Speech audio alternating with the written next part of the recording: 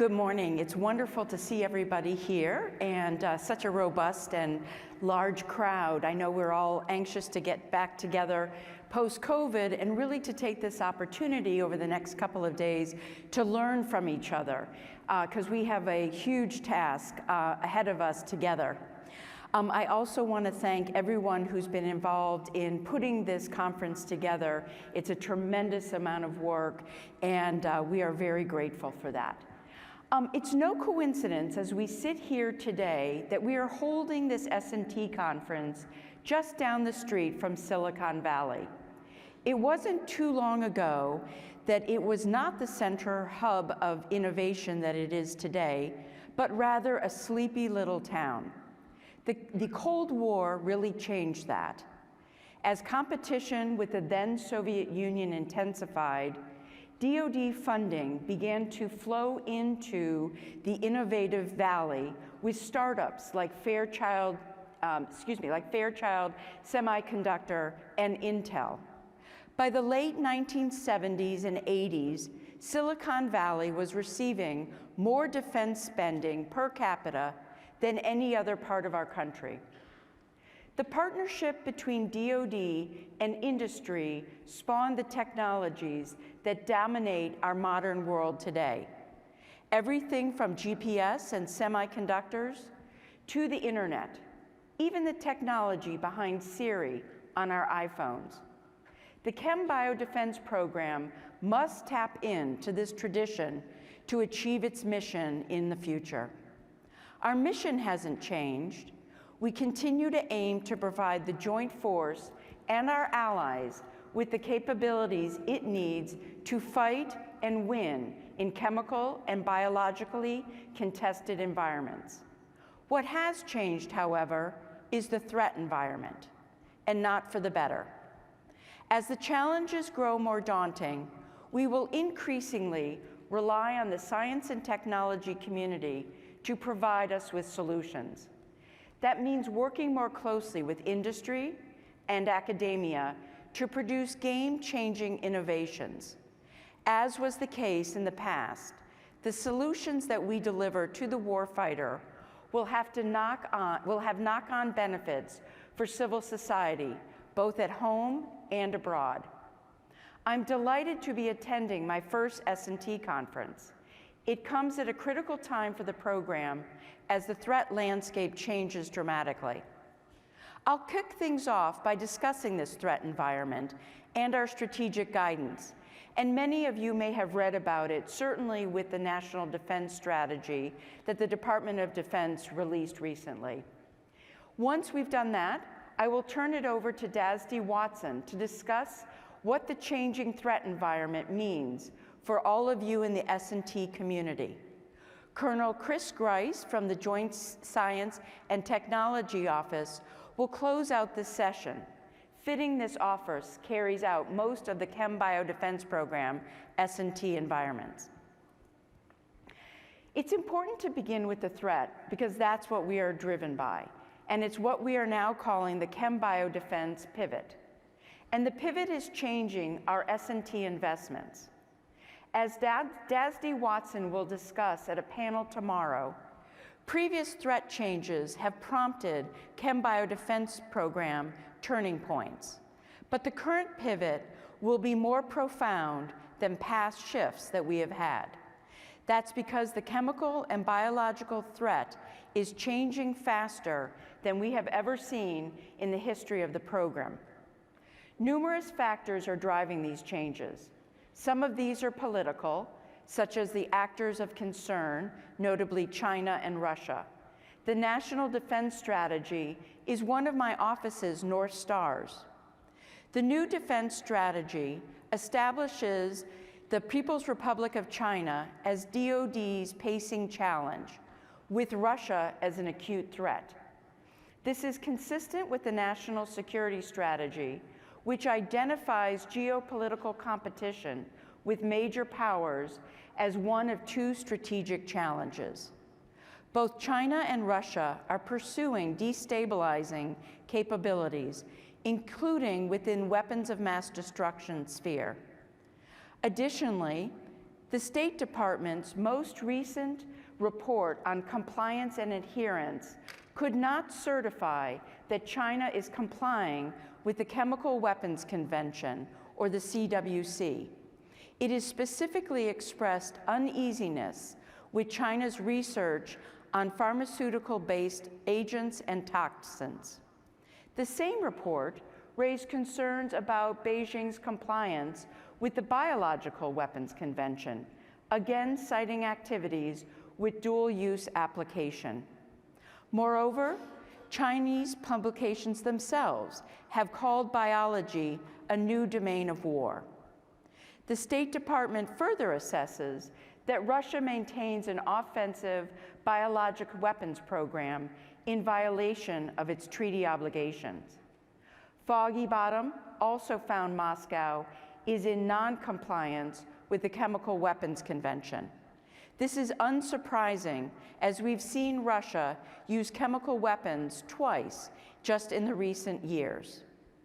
Although the National Defense Strategy prioritizes China, and to a lesser extent Russia, we remain very concerned with North Korea and Iran as persistent threats.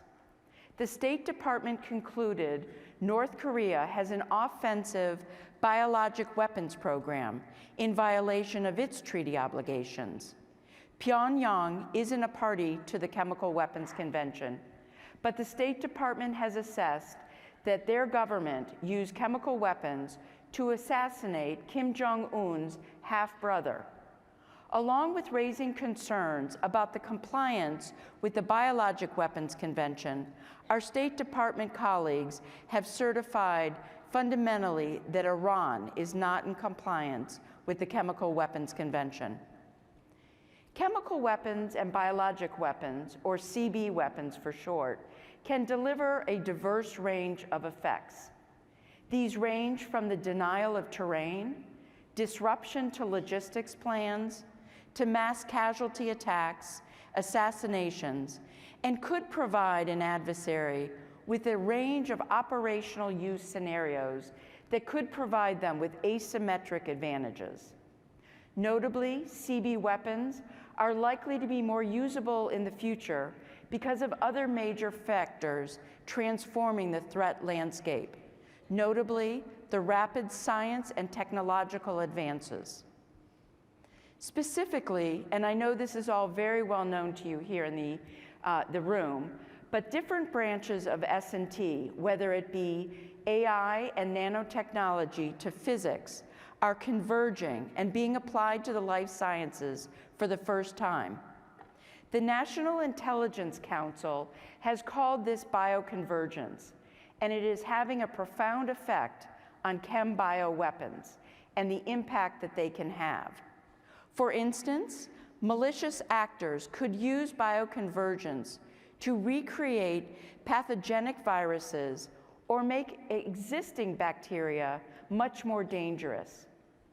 A few years ago, a scientist engineered horsepox, a relative of smallpox, for only around $100,000. Our adversaries can also tweak existing pathogens and agents to evade our existing medical and physical defenses.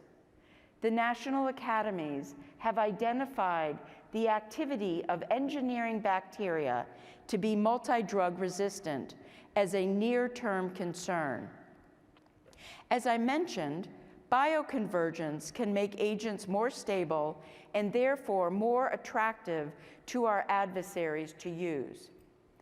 S&T advancement also open up new ways of delivering and disseminating these chem-bio threats. Adversaries could even create a tailorable delay between application and effect. The reality is we probably won't be able to immediately discern the origin of a biologic threat or incident. For these reasons, Secretary of Defense Lloyd Austin has ordered the Department of Defense to be postured against the entire spectrum of bio threats, from naturally occurring and accident to deliberate. As the pandemic showed, non-deliberate bio threats can have a significant effect on the joint force not to mention our nation as a whole. The good news, however, is both the administration and DoD leadership recognize the threat landscape is worsening and changing and are adjusting how we counter it accordingly. The White House recently released the revised National Biodefense Strategy, including an implementation plan, and you'll hear more about that tomorrow when Dr. Hillary Carter addresses the conference. The newest National Biodefense Strategy recognizes that the Department of Defense is a critical part of our country's biodefense enterprise.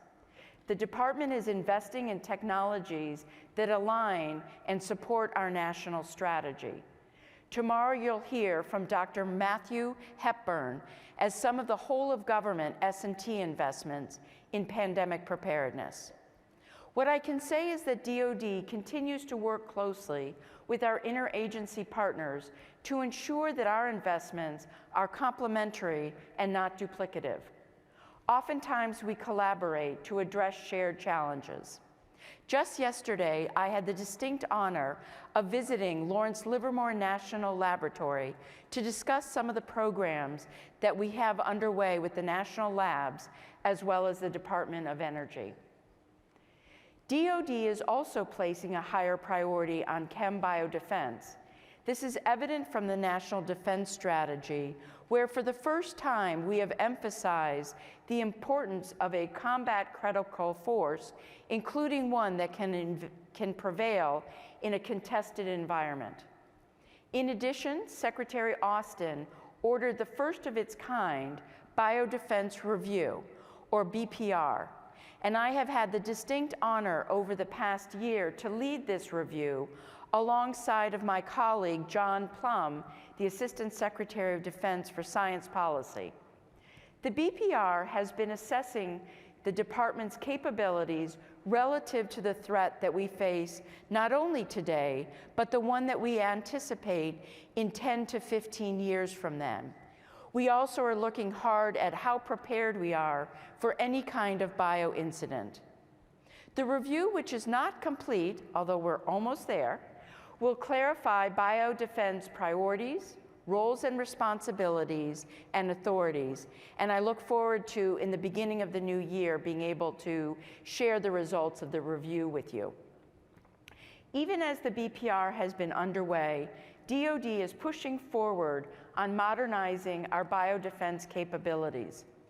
Last spring, the President's budget requested an additional $300 million in enhanced biodefense funding.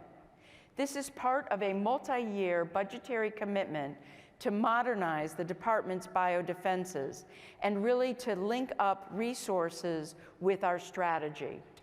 The additional resources are necessary to execute the program pivot, but they're not sufficient. In light of the threat, we cannot achieve our mission by simply doing more of what we have always done in the past. Blockbuster couldn't have survived streaming by making more DVDs to rent in its stores. To avoid Blockbuster's fate, we must transform how we approach chem biodefense. That includes how we approach S&T and what kind of S&T we are pursuing. And I will now turn it over to Dasdy Watson to discuss these changes in greater detail. But before I do so, I want to recognize our incredible workforce. As important as all of the strategic guidance is, all of our planning, all of our resource, none of it would amount to anything without the Chem Biodefense Program workforce, which is truly the engine that makes everything we do possible. Building a resilient and inclusive workforce is one of my top priorities. And I will ask a lot of you, and I want to recognize all of your hard work. But in particular, I want to take a moment to really celebrate the JSTO colleagues who helped make this conference a reality, not just today, but all of their hard work around the S&T and working daily with all of you out there. And for those of you who we've not begun to work with, We welcome you as partners, and we very much look forward to broadening the aperture and have a place and a space to bring new ideas, talent, and energy behind what will be a daunting task, but we fundamentally owe it to our joint warfighters who work to protect us each and every day. So with that, thank you very much.